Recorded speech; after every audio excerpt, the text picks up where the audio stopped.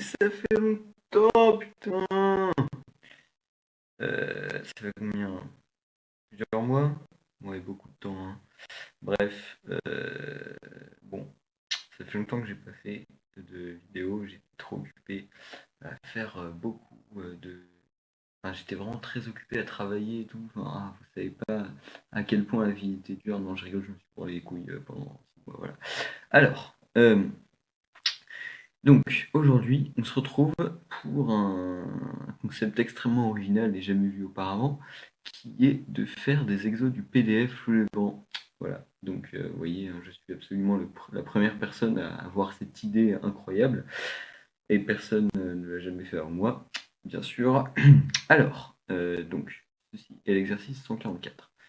Bon, alors déjà, si vous savez pas ce que c'est le PDF Fluent, c'est un livre d'exercices pour les élèves qui vont rentrer en prépa à Fluent. Donc voilà, c'est des exercices en général assez costauds, mais qui sont très formateurs si vous voulez rentrer en prépa notamment, ou alors si vous êtes en bout de terminale, vous avez envie d'approfondir certaines notions. Il est disponible en ligne gratuitement, et voilà, c'est des exos assez sympas. Donc classés par niveau, les niveaux donc, de 1 à 5, donc niveau 1 c'est des trucs assez simples à faire de tête, et niveau 5 c'est niveau, ouais, genre calculer des états de 2 par exemple, hein. Il y a deux exos là-dedans dans le livret, voilà. Donc là, ce qu'on va faire aujourd'hui, c'est un exo de niveau 5. Voilà. Donc j'ai pris plusieurs jours à le résoudre. C'est un exo qui n'était pas facile. Mais donc j'ai réussi. Franchement, je suis très très content d'avoir réussi à faire cet exo. Euh, et du coup, aujourd'hui, ça va être une vidéo un peu spéciale, puisque je ne vais pas juste vous montrer la démonstration comme ça. Je vais vous montrer tout le processus de réflexion qui m'a amené à faire certains choix, parce que c'est vrai que si on voyait la conclusion, la rédaction comme ça, on aurait l'impression que c'est un peu tiré du chapeau. Alors qu'en fait, pas du tout. Hein, c'est vraiment la suite d'un processus de recherche, parce qu'au début, vous verrez, l'énoncé est bon, très clair et simple, hein, bien sûr, facile à comprendre, mais en fait, on ne sait pas du tout dans quelle direction aller. Donc au début, on va vraiment déblayer le chemin, si je puis dire, avant de pouvoir avoir une piste et partir par là. Donc voilà, c'est ce qu'on va faire. Donc déjà, je vais lire l'énoncé, donc soit n en entier. On pose grand N indice n, le nombre d'entiers pouvant s'écrire partie entière de n sur k. Alors oui, donc j'ai pas trouvé la notation partie entière dans Google Docs, c'est pour ça que je l'écrirai avec des crochets. Voilà. Donc n, le nombre d'entiers pouvant s'écrire partie entière de n sur k, où donc k est un entier compris entre 1 et n. Ok. Donc j'ai un petit exemple là, vite fait. Par exemple, n9, c'est 5, puisque 9 sur 1 égale 9, 9 sur 2 égale, enfin, partie entière de 9 sur 2 égale 4, partie entière de 9 sur 3 égale 3, partie entière de 9 sur 4, ça doit être égal à 2, partie entière de 9 sur 5, 2 également. Ah non, pardon, partie entière de 9 sur 5, ça doit être égal à 1. Et ensuite, partie entière de 9 sur 6, de 9 sur 7, de 9 sur 8 et de 9 sur 9, c'est également égal à 1. Donc vous voyez, il n'y a que 5 entiers qui vérifient ça. Donc 1, 2, 3, 4 et 9. Voilà.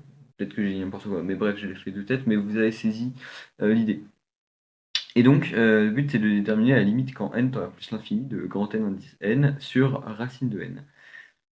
Alors, waouh, qu'est-ce que c'est que ça? Déjà, un truc qui est intéressant, c'est que l'exercice paraît aléatoire. Or, rien n'est jamais aléatoire, hein, dans les exercices de maths. Tout est toujours pensé et réfléchi. Alors, moi, qu'est-ce qui me paraît bizarre là dans cet énoncé? C'est ce racine de n. En fait, qu'est-ce qu'il vient faire là? On n'a jamais parlé de racine, on a juste parlé d'une partie entière et d'un quotient. Bon, voilà, on ne comprend pas trop pour l'instant ce que la racine carrée vient faire là, mais pourquoi pas. Ensuite, il faut déterminer une limite, donc ça viendra à la fin. On se doute pour l'instant qu'il va falloir surtout étudier grand N indice n. Et surtout, moi, une intuition que j'ai eue dès le début, c'est que ce grand N indice n eh bien, pouvait s'écrire sous la forme d'une racine. Alors pourquoi? Parce que si c'était le cas, ça donnerait un quotient racine, donc la limite est est faisable, quoi, et trouvable. Et notamment, ça donnerait une limite finie, donc c'est beaucoup plus intéressant, entre guillemets, que si c'était une limite infinie ou. Voilà. D'ailleurs, bon, là, je vous le dis, parce que c'est un. Je ne vous l'écris pas, mais dans l'énoncé original, c'était démontrer que nn sur racine de n converge vers une limite finie à préciser. Donc là, c'est carrément explicite en fait que ça converge vers une limite finie. Donc ça rajoute encore quelque chose sur le fait que je pense que NN peut s'écrire sous la forme d'une racine carrée. Donc je vous propose de partir par là. Et alors, donc déjà, bon, qu'est-ce que j'ai fait au début? C'est que j'ai calculé n 1000 sur racine de 1000. Voilà, avec un grand nombre. Et j'ai trouvé 1,98, donc ça confirmait le fait que ça semblait converger. Et surtout, ça semble indiquer que ça converge vers 2. Bon, pour l'instant, il n'y a aucune certitude, mais on garde ça dans un coin de notre tête. Voilà, ça semble converger vers 2. Et ça semble aussi conforter notre théorie selon laquelle NN peut s'écrire sous la forme d'une racine carrée. Alors, donc pour ça, j'ai tracé les 20 premiers termes de la suite. Donc vous voyez qu'en abscisse, on a n, et en ordonnée, on a grand N indice n. Hein, bon, voilà, rien de particulier. Euh, donc voilà, comme je vous le disais, hein, par exemple ici on a n9, donc 9, et on a bien n9 égale 5. Et d'emblée, on voit tout de suite que effectivement ça ressemble un peu à une racine tout ça. Hein, si je trace racine de x, on obtient un truc comme ça. Donc ça semble un peu être entre racine de x et 2 racines de x. Hein. Si je tape par exemple 1,5 racine de x, ça semble être à peu près dedans, un peu en dessous, enfin la courbe semble être un peu en dessous. Mais voilà, vous avez compris que ça semble vraiment s'écrire sur la forme d'une racine de x. Bon, ça c'est très bien. On a une intuition sur le type de suite, hein, mais en fait on aimerait bien des valeurs précises maintenant, hein, des coefficients et des constantes précises. Alors pour ça, moi ce que j'ai eu l'idée de faire, c'est une interpolation. Donc une interpolation, vous prenez plusieurs points et vous trouvez une courbe d'un certain type passant par ces points-là. Bon, on va pas faire une interpolation avec une racine carrée parce que bah, je sais pas faire. Voilà. Donc en fait, on va plutôt prendre la réciproque de la suite. Alors, c'est pas vraiment une réciproque parce que là, vous voyez que la suite n'est pas du tout bijective. Donc on ne peut pas prendre une réciproque telle quelle. Donc en fait, ce que je vais faire, c'est qu'au lieu de prendre tous les points et faire la réciproque, je vais prendre à chaque fois le premier point de chaque palier. Vous voyez ce que je veux dire? Donc là, je vais prendre ce point-là, puis ce point-là, puis ce point-là, euh, ouais, puis ce point-là, etc., etc. Donc en fait, comment on va définir notre nouvelle suite réciproque? Donc on va l'appeler UN, parce que bon, pourquoi pas. Et on va dire que UN est la suite qui a n associe le plus petit entier k, tel que nk égale n. Enfin, grand N indice k égale n. Donc vous voyez, il y a cette notion de plus petit qui va nous donner toujours le premier n du plateau, si vous permettez l'expression. Bon, là c'est la définition de la suite UN. En vrai, enfin, c'est pas très important. C'est juste pour se donner de l'intuition. Hein. Donc on n'a pas forcément besoin d'être rigoureux pour l'instant. Et donc voilà, le tracé de notre suite UN. Donc on voit bien que ça se rapproche effectivement d'un carré, hein, mais ça du coup c'était assez prévisible. Maintenant, donc évidemment on a des points qui sont plus proches d'un carré que d'autres. Hein. Par exemple, là on voit que ça semble être un peu au-dessus d'une courbe carrée, là un peu en dessous. Enfin, ça ne suit pas exactement une courbe carrée. D'ailleurs, c'est aussi une des intuitions que j'ai eues, c'est que je me suis dit qu'on ne pourrait jamais expliciter parfaitement la suite grand N indice N, parce que c'est bon. Voilà, ça, c'est le niveau de l'exercice qui me le faisait dire. Hein. C'est un exercice de niveau 5. Il me semblait pas que ce soit aussi simple que ça. Bref, donc on a cette fonction carrée et cette fois-ci, ça va être très très facile à interpoler. Donc, moi, quand j'avais interpolé, je ne sais plus quel point j'avais pris. J'avais dû prendre ce point-là, peut-être ce point-là, ce point-là. Enfin bref, je ne sais plus exactement. J'avais trouvé quelque chose comme 4 septièmes de x, enfin 4 21e de x carré plus 3 septièmes de x, enfin quelque chose comme ça. Mais bref, c'était quelque chose qui se rapprochait de un quart de x au carré plus un demi de x. Et en fait, j'ai décidé de, plutôt que prendre mes constantes avec du sur 21 et du sur 7, j'allais prendre un quart et un demi. Pourquoi? Parce que c'est des valeurs qui me semblaient plus accessibles et plus à même d'être calculées, enfin de les utiliser. Quoi. Donc maintenant, je vais tracer donc, cette courbe, un quart de x au carré plus un demi de x, et on voit que ça suit bah, plutôt bien hein, notre suite réciproque. Alors, en fait, c'est même un peu plus que ça. C'est-à-dire que si vous regardez bien, et c'est là où on va vraiment rentrer dans le vif du sujet, et ben un point sur deux est en fait parfaitement sur la courbe. Et même si vous calculez, hein, vous verrez que ça tombe parfaitement. Donc les points d'abscisse 2, 4, 6, 8, et même si je continue après, hein, ça marche quand même. Ça marche. Enfin, ça fonctionne. Et donc, c'est pour ça que on peut dire que U de 2n est égal donc à un quart de 2n carré plus 1 demi de 2n. En fait, il faut remplacer x par 2n, voilà, tout simplement. Et en fait, ça simplifie en n carré plus n. Donc voilà, la conjecture, c'est que u de 2n est égal à n au carré plus n. Donc ça traduit le fait que les points tombent parfaitement sur la courbe une fois sur deux. Et donc là, c'est avec la suite réciproque, on ne l'a pas définie de manière très rigoureuse. Donc en fait, ce qu'on va faire, c'est qu'on va retravailler sur notre suite originelle. Et au lieu de dire que u de 2n égale n au carré sur n, on va plutôt dire que grand N de indice n au carré sur n est égal à 2n. En fait, on inverse l'image de l'antécédent. Enfin, encore une fois, c'est pas très rigoureux ce que je dis, hein, mais comme c'est des fonctions réciproques, j'ai l'idée de faire ça.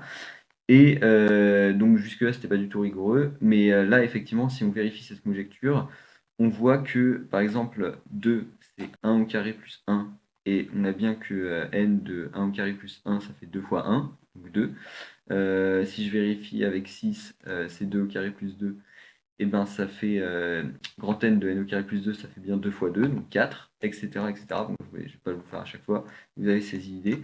Notre conjecture fonctionne. Donc notre conjecture, c'est grand N de n au carré plus n égale 2n. D'ailleurs, je l'ai marqué sur... regardez un peu comme c'est magnifique. Donc ouais, donc en fait j'ai déjà rédigé, hein, parce que j'avais essayé de faire une première version où je rédigeais en même temps, mais en fait je me suis rendu compte que c'était absolument incompréhensible et que je loupais beaucoup trop de trucs, donc j'ai essayé de rédiger avant. Donc voilà, donc ça c'est notre conjecture. Grand N de n au carré plus n égale 2n. Bon, alors on a une conjecture et on a une piste surtout. Donc là on n'est plus du tout dans l'inconnu, donc c'est génial. Sauf que, eh ben, on n'a aucune idée de comment démontrer ça en fait. C'est-à-dire que j'ai essayé avec de la récurrence dans un premier temps. Après, j'ai essayé des méthodes un peu plus exotiques. Genre, je m'étais dit que j'allais faire des interprétations géométriques à la Tribhuvan Brown et tout. Enfin, j'avais des idées un peu sympas comme ça. Bon, malheureusement, ça n'avait pas abouti. Ça aurait été assez joli. Mais ça n'a pas marché. Donc, en fait, là, il faut comprendre en profondeur ce que signifie ce grand indice n, si on veut continuer. Donc évidemment, on a la définition, hein, mais il faut comprendre comment il se construit et quel rapport avec le fait d'avoir du carré, en fait. Parce que là, il y a un carré qui apparaît, on ne sait toujours pas pourquoi. On l'a constaté, on l'a calculé, mais on ne sait toujours pas quelle est la raison de ce carré. Donc là, j'ai bloqué pendant plusieurs jours. Enfin, plusieurs jours, 1 ou 2 jours, quoi. Mais voilà, j'ai bloqué. Et je ne savais pas comment faire. Et c'est là que j'ai fait un tableau qui allait m'aider fortement. Et ce tableau, qu'est-ce que c'est, me direz-vous? Eh bien, c'est celui-là. Alors, donc c'est le tableau. On prend un n. Dans une colonne, on va mettre les k. Et dans l'autre colonne, on va mettre les parties entières des n sur k. Donc, par exemple, ici, donc j'avais mis pour n égale 6, pour n égale 12 et pour n égale 20. Donc là, vous voyez, c'est les 3 premiers entiers, hormis le premier qui est 2, à vérifier n au carré plus n. Donc là, c'est 2 au carré plus 2. Ici, c'est 3 au carré plus 3, 4 au carré plus 4. Enfin bref, vous avez compris. Alors, donc par exemple, ici pour k égale 1, la partie entière de 6 sur k égale 6. Alors ouais, donc, je sais pas pourquoi il y a marqué 1, mais bref, vous avez compris. Partie entière de 6 sur k égale 6.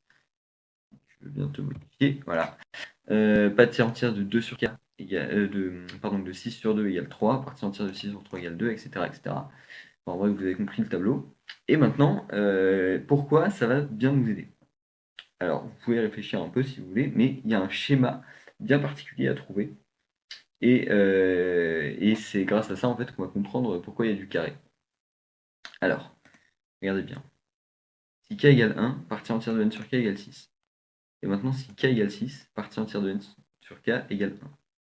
Bon voilà, jusque-là, rien de bien foufou. Mais si k égale 2, alors partie entière de n sur k égale 3. Si k égale 3, alors partie entière de n sur k égale 2. Bon, il y a un petit schéma qui semble se dessiner. Alors pour l'instant, c'est que des diviseurs. Il y a pas de... Enfin, même s'il n'y avait pas la partie entière, ça ne changerait rien, hein, sur ce que je viens de dire. Mais voilà, il semble qu'il y ait une sorte de miroir. Voilà, il y a aussi la même chose pour 12, hein. Je ne vais pas vous le refaire parce que c'est la même chose que tout à l'heure à peu près. Par contre, pour n égale 20, on constate que ça marche également.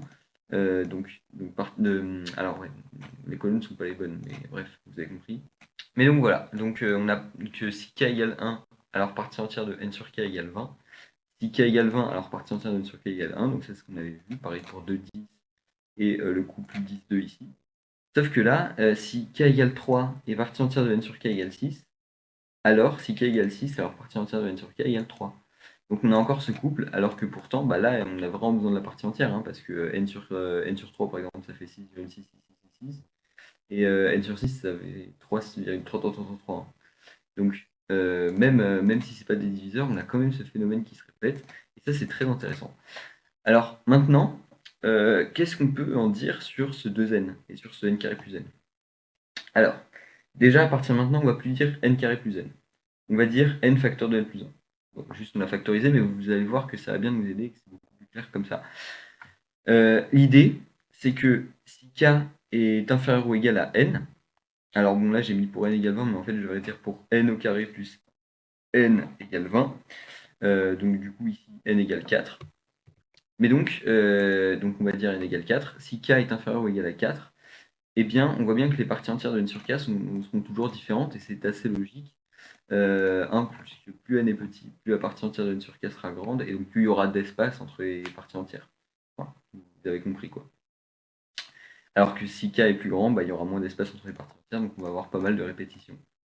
Donc si k est inférieur ou égal à n, eh bien, on va avoir des parties entières qui sont différentes. Et ensuite, on va pouvoir construire. Donc il y en aura n différentes, hein, du coup, là par exemple ici n égale 4, donc on voit bien qu'il y a 4 entiers inférieurs ou égaux à 4, puisque là rien de nouveau sous le soleil. Mais grâce à ça, on va pouvoir construire leur symétrique, entre guillemets, donc c'est-à-dire que le couple 1-20 sont symétriques, ça va être le couple 20-1, le couple 3-6 sont symétriques, ça va être le couple 6-3, etc.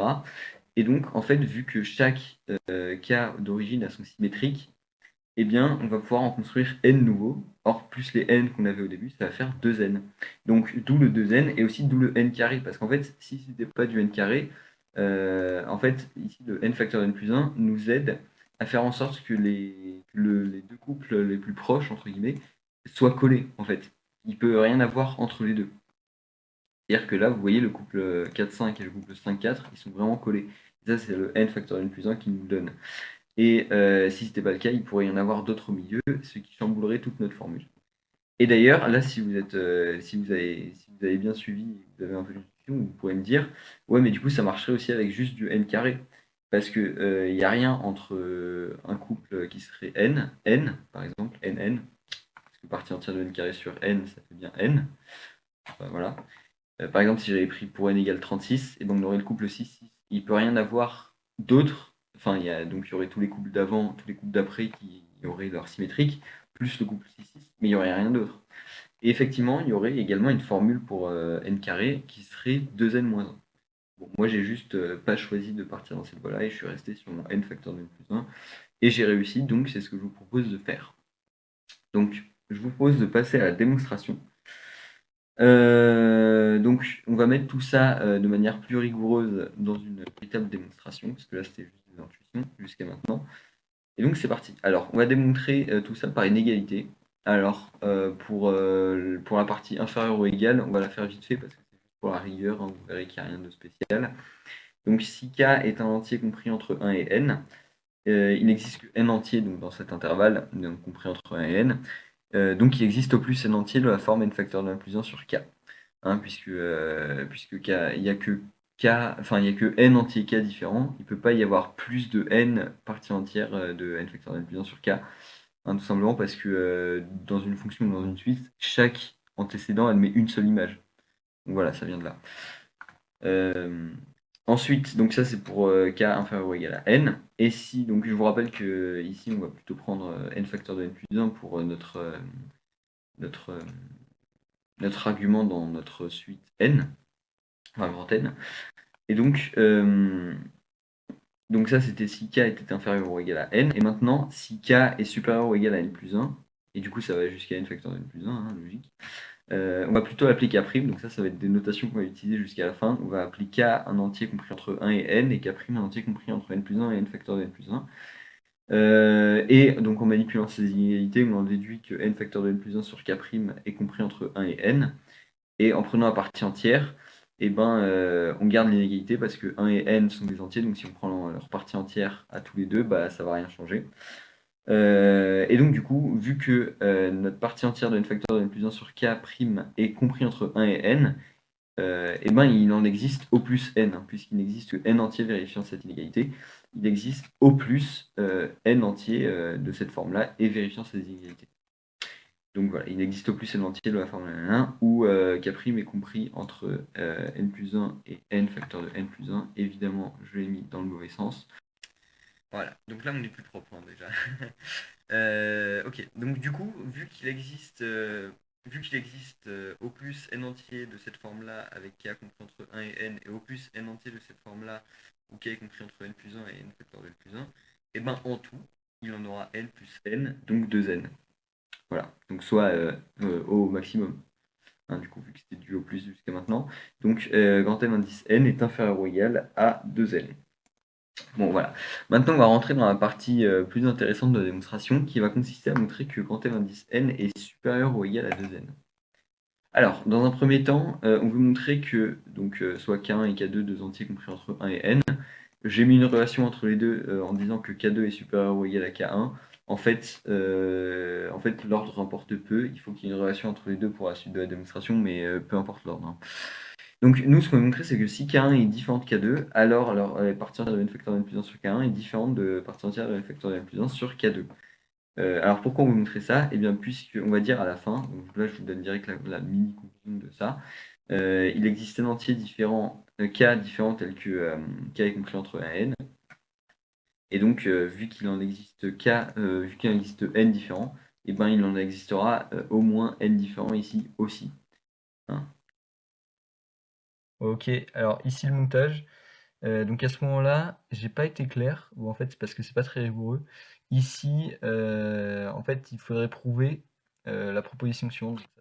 Ça reviendrait à prouver la proposition suivante, qui est que si f est une application injective d'un ensemble E vers un ensemble F, alors cardinal de E est inférieur ou égal à cardinal de F. Alors pourquoi ça? Eh ben, si on prend la fonction f qui a k associe partie entière de n facteur de n plus 1 sur k, et qu'on prend comme ensemble de départ double crochet, enfin un n avec que des entiers à l'intérieur, quoi. Et après on prend l'ensemble d'arrivée, on prend juste l'ensemble des images de f, hein. Et ben on va obtenir que le cardinal de l'ensemble entier 1n est inférieur ou égal au cardinal de l'ensemble d'images de f, pardon. Donc, vu que le cardinal de l'ensemble entier 1n, bah, c'est n, ça veut dire qu'il y a plus de n images de f, enfin que le cardinal de l'ensemble d'images de f est supérieur ou égal à n. Voilà. Bon, j'ai trouvé une magnifique démonstration. Malheureusement, il n'y avait plus de place dans la marge. Du coup, bah, j'ai mis plus d'infos dans le commentaire épinglé. Et voilà, retour à la vidéo. Et c'est pour ça qu'on veut montrer cette implication. Alors, donc, comment on va faire? On n'a pas envie de montrer des implications avec des symboles différents en maths, parce que c'est chiant à utiliser, donc on va plutôt raisonner par contraposé, en montrant que si partie entière de n facteur de n plus 1 sur k1 est égale à partie entière de n facteur de n plus 1 sur k2, alors k1 égale k2. Donc déjà, si k1 est inférieur ou égal à k2, bah, tout simplement n facteur de n plus 1 sur k1 moins n facteur de n plus 1 sur k2 est positif. Bon là je vous le dis juste, c'est pour la suite de la démonstration, mais en vrai, encore une fois, l'ordre importe peu, hein. Donc on va supposer que on a cette égalité, hein, donc c'est pour prouver que ça, enfin que la négation de ça implique la négation de ça, hein. Alors, donc vu qu'on a cette égalité, vu qu'on a deux parties entières égales, leur différence est comprise entre 0 et 1 exclu. En prenant en compte l'ordre, hein, bien sûr, c'est pour ça qu'on avait dit ça, en mettant le plus grand d'abord et le plus petit après. Alors là, le passage de cette ligne-là à cette ligne-là, je ne le détaille pas plus que ça. Vous pouvez le faire chez vous, c'est pas très difficile de montrer la propriété. Alors je vous donne juste la propriété précise. Si partie entière de A égale partie entière de B, alors B moins A est compris entre 0 et 1 exclu. Ah oui, et A inférieur ou égal à B. Bref, voilà. Donc si vous voulez le montrer, vous pouvez le faire, c'est pas très compliqué. Toujours est-il qu'on a cette inégalité. Donc en divisant par n facteur de n plus 1 de chaque côté, en multipliant par k1 et k2, on se retrouve avec ça. Enfin plutôt avec ça. Or k1 et k2 sont tous les deux inférieurs ou égaux à n, donc leur produit est inférieur ou égal à n au carré. Le n au carré s'annule avec le n, ce qui dit bien qu'il va rester n sur n plus 1. Et n sur n plus 1, c'est évidemment strictement inférieur à 1. Et donc, on obtient à la fin k2 moins k1 est compris entre 0 et 1, 1 exclu. Or, k1 et k2 étant entiers, leur différence est également entière. Donc forcément, ça ne peut pas être égal à 1 puisque c'est une inégalité stricte, donc c'est forcément égal à 0. Autrement dit, k1 égale k2. Et donc par contraposé, on obtient que cette inégalité que vous souhaitez, et je ne vais pas redire la suite parce que, enfin j'espère que vous avez compris. Voilà, je ne redis pas la suite. Ok, maintenant, on va passer à la partie suivante. Donc encore une fois, ça c'était pour k compris entre 1 et n. Maintenant, on va le montrer avec k' compris entre n plus 1 et n facteur de n plus 1, comme tout à l'heure. Alors donc, encore une fois, soit k compris entre 1 et n, on va noter k' égale n facteur de n plus 1 sur k. On veut montrer qu'alors, la partie entière de n facteur de n plus 1 sur k' égale k. Alors ça, du coup, c'est notre fameux principe miroir de tout à l'heure, dont on parlait, qui va être le centre de démonstration. Vous vous rappelez les paires, et ben en fait, c'était engendré par cette relation-là. Alors, avant de continuer, disclaimer, cette propriété ne vaut pas, évidemment, pour tout n, pour tout k. Enfin, ici, il faut bien qu'il y ait un n facteur de n plus 1 avec du k plutôt, sinon ça ne marche pas. Vous ne pouvez pas dire que si partie entière de n sur a égale b, alors partie entière de n sur b égale a, ça ne marche pas. Pour des raisons que, si j'ai pas trop la flemme, j'expliciterai tout à l'heure. Mais voilà. Donc on va montrer ça. Alors, pour ça, comment on va faire? Donc là, j'ai eu un peu de mal à trouver comment le rédiger proprement. Mais l'idée m'est venue en essayant de calculer des parties entières de n sur k de tête. Par exemple, si j'ai envie de calculer la partie entière de n sur 3, comment je vais faire? Et bien en fait, n, c'est 6 fois 3 plus 2. Donc en fait, la partie entière de n sur 3, ça va forcément être 6. Parce que si c'était en dessous de 6, on ne pourrait pas faire 6 fois 3. Et si c'était au-dessus de 6, en fait, le reste ne serait pas 2, mais serait supérieur. Ou supérieur à 3, par exemple, si c'était 7, et ben ce serait 6 fois 3 plus 3. Enfin bref, ça ne marcherait pas. Vous avez compris quoi? Ça ne peut être que 6 du coup. Et encore une fois, partie entière de n sur 6, vu que 20 c'est 6 fois 3 plus 2, et ben ça ne peut être que 3. Donc vous voyez qu'on va procéder à une division euclidienne et on va montrer que le quotient de l'un est égal au dividende de l'autre et que les restes vont être égaux. Donc c'est ça l'idée principale. Donc on procède à la division euclidienne de n facteur de n plus 1 par k. Donc on obtient n facteur de n plus 1 égale qk plus r, voilà, tout simplement avec q et r des entiers et r compris entre 0 et k, k exclu. Ça c'est tout simplement la définition de la division euclidienne. Donc k' par définition c'est n facteur de n plus 1 sur k, on remplace n facteur de n plus 1 par sa division euclidienne, on simplifie par k et on obtient q plus r sur k. Or, vu que R est strictement inférieur à K, et ben, R sur K est dans l'intervalle 0, 1, 1 exclu. Et donc, on en déduit que K' égale Q. Alors là, pareil, comme tout à l'heure, je vais un peu vite. Si vous voulez, la propriété précise, c'est que si A est un entier et X est compris entre 0 et 1, 1 exclu, alors la partie entière de A plus X égale A. Donc ça, pareil, vous pouvez le démontrer chez vous. C'est encore plus facile que l'autre. On a bien quelque chose compris entre 0 et 1, 1 exclu. Q c'est un entier, donc un entier plus, enfin la partie entière d'un entier plus un truc plus petit que 1, bah, ça va donner cet entier. Ça c'est logique finalement. Et donc K' égale Q. Voilà. Maintenant, on calcule la partie entière de n facteur n plus 1 sur K'. Et donc je rappelle qu'on veut aboutir au fait que c'était égal à K. Donc on prend la division euclidienne de n facteur n plus 1 comme tout à l'heure, sauf qu'ici on n'a plus Q, on a K'. Puisque c'est égal. On simplifie par K', et on obtient K plus R sur K'. Alors, donc là, voilà pourquoi ça ne marche pas, comme je vous disais tout à l'heure, avec n'importe quel N et n'importe quel K, il faut bien que ces conditions soient remplies. C'est parce que si ces conditions ne sont pas remplies, on n'est pas assuré que le reste soit bien inférieur à K'. Auquel cas, ça ne marche plus du tout, la partie entière n'est plus égale à K, si R sur K' est supérieur à 1, forcément. Et donc, maintenant, ce qu'il faut prouver, c'est que R est inférieur à K'.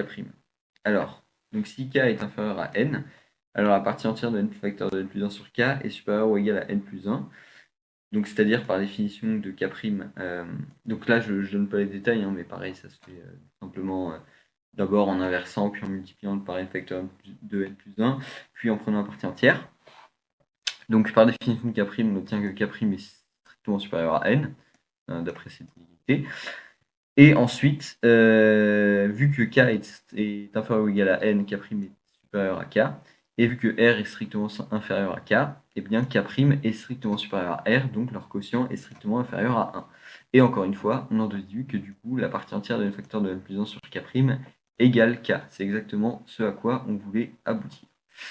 Donc aussi, il faut maintenant aussi, ce que je vous demande, ça va être de retenir que donc notre k' va être supérieur ou égal à n plus 1, et évidemment inférieur ou égal à n facteur de n plus 1, ce qui rentre bien notre définition, enfin, dans notre notation qu'on avait utilisée au début, et qui va être notamment important pour la suite. Donc, je ne vais pas noter ici, mais voilà, c'est important. Maintenant, posons k1 et k2, deux entiers compris entre 1 et n. Et on note k'1 n facteur de n plus 1 sur k1 et k'2 n facteur de n plus 1 sur k2. Donc, si k1 égale k2, alors k'1 égale k'2. Voilà, c'est logique, hein, tout simplement. Si k1 égale k2, k'1 égale k'2, rien de spécial. Donc par contraposé, si k'1 est différent de k'2, alors k1 est différent de k2. C'est-à-dire, en reprenant k1 et k2 avec cette égalité, et bien si k'1 est différent de k'2, alors les parties entières de n facteur de n plus 1 sur k'1 va être différente de la partie entière de n facteur de n plus 1 sur k'2. Voilà, voilà. Donc ça, c'est ce à quoi on veut aboutir, pour la même raison que tout à l'heure, en fait, hein, vu qu'il existe au moins n entier k'. Donc il existe, pourquoi il existe au moins n entier k'? Eh bien c'est en vertu de ce qu'on avait dit juste avant. Il existe n entier k différents. Donc il existe n entiers différents de la forme n facteur de n plus 1 sur k. En fait, ça correspond à notre k'. Donc du coup, c'est pour ça que je détaille pas plus que ça, mais il existe au moins n entier k'. Donc au moins n entier de la forme n facteur de n plus 1 sur k', et ça vient de cette implication. Donc c'est la même chose que tout à l'heure avec les inégalités, hein. C'est le même principe. Donc encore une fois, je détaille pas plus. Mais donc il existe un entier de la forme partie entière de n facteur de n plus 1 sur k', avec k' compris entre n plus 1 et n facteur de n plus 1.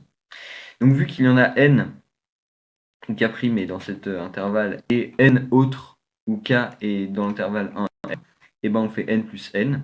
Et donc, il existe au moins deux n entiers de la forme partie entière de n facteur de n plus 1 sur k, où k est compris entre 1 et n facteur de n plus 1, c'est-à-dire n de n facteur de n plus 1 est supérieur ou égal à 2n. Et donc, par double inégalité, et par ce qu'on avait démontré plus haut, hein, je vous rappelle, on en déduit que n de n au carré plus n égale 2n. Et voilà ce à quoi on voulait aboutir. Sauf que, bah, c'est pas fini. Nous, ce qu'on voulait, c'est déterminer cette limite. Alors, comment on va faire? En fait, là, le plus dur est clairement derrière nous, hein. Là, ce qui reste, c'est des petits tricks de calcul avec des limites, mais rien de bien sorcier. Donc déjà, nous, pour faire apparaître notre égalité, au lieu de calculer la limite avec n, on va tout d'abord calculer avec n au carré plus n. Donc, on a, pour l'instant, sans mettre la limite, n de n au carré plus n sur racine carrée de n au carré plus n égale 2n sur racine carrée de n au carré plus n. Hein. Ça, c'est ce sur quoi on bosse depuis tout à l'heure. On vire le 2, on met le n au carré, on met sous la racine, et on obtient ça. Or, ce bout-là, là, ça tend vers 1. Bon, évidemment, je ne vous fais pas l'affront de dire pourquoi, hein. Ça tend évidemment vers 1 factorisant par n au carré. Ah bah si, pardon, du coup, je vous ai fait l'affront, c'est pas grave. Donc ça tend vers 1. En le mettant sous racine, ça change absolument rien, ça tend toujours vers 1. Et en multipliant par 2, ça tend donc vers 2. Ok, donc maintenant, on va noter L, la limite qu'on souhaite déterminer. Et on va faire comme si on la connaissait déjà et qu'on voulait déterminer cette limite-là. Alors qu'en fait, c'est l'inverse, hein. On connaît celle-là, on veut déterminer l'autre, mais on va faire comme si ce n'était pas le cas. Donc, on a que limite quand n tend vers plus infini de n au carré plus n égale plus infini, et limite quand n tend vers plus infini de n sur racine de n égale l. Voilà. Et donc, par composition, la limite quand n tend vers plus infini de n au carré plus n sur racine carrée de n au carré plus n égale l, hein, puisque voilà, par composition quoi.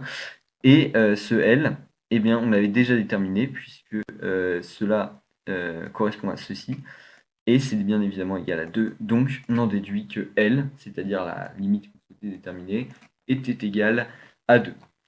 Et voilà, je suis extrêmement fier d'avoir résolu cet exercice à un premier degré, je suis vraiment très heureux. Et bon, j'espère que j'ai été clair, hein, je verrai au montage si je rajoute des trucs ou pas. Bon, voilà. Mais à la prochaine fois, hein, à la prochaine fois qui sera probablement dans plusieurs années, MDR, bref. Euh, sur ce, je vous laisse. Portez-vous bien, faites des maths et voilà. Au revoir.